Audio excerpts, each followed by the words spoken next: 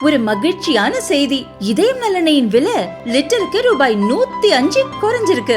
September 2023ல 1 litre இதயம் நலனையின் அதிகபட்ச விலை ரூபாய் 503. ஆனா இப்ப 1 லிட்டர் இதயம் நலனையின் விலை ரூபாய் 398 மட்டும்தான் தமிழ்நாட்டுல. அப்ப இனிமே எல்லாரும் இதயம் நலனை வாங்கலாம் இல்ல? 1967 முதல் இப்போது வரை மக்களை ஏமாற்றுவதையே திமுக கொள்கையாக வைத்துள்ளது என்று பாஜக மூத்த தலைவர் தமிழிசை விமர்சித்துள்ளார். நீட் தேர்வை மாநில அரசால் ரத்து செய்ய முடியாது என்று தமிழக சட்டசபையில் முதல்வர் ஸ்டாலின் பேசினார். அதை விமர்சித்த தாவேகா தலைவர் விஜய், இன்னும் எத்தனை காலம்தான் ஏமாற்றுவார் இந்த நாட்டிலே என்ற பாடல் வரிகள் தமிழக ஆட்சியாளர்களுக்குத்தான் பொருந்தும் என்று திமுகவை சாடியிருந்தார்.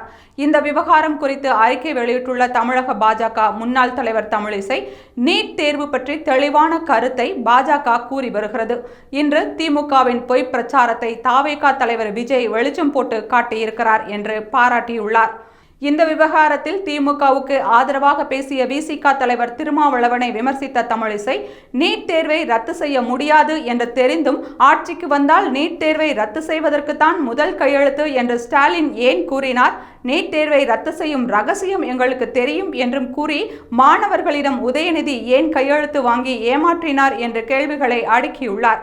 1967 ரூபாய்க்கு 3 படி அரிசி என்று சொன்ன காலத்திலும் சரி, பொங்கல் பரிசு தருவோம் என்று ஏமாற்றிக் கொண்டிருக்கும் இந்த காலத்திலும் சரி, எப்போதுமே மக்களை ஏமாற்றுவதுதான் திமுகவின் கொள்கை என்று விமர்சித்த தமிழிசை, 2026 தேர்தலில் திமுகவையும் அதன் கூட்டணி கட்சிகளையும் மக்கள் ஓரம் கட்டுவார்கள் என்று நம்பிக்கை தெரிவித்துள்ளார்.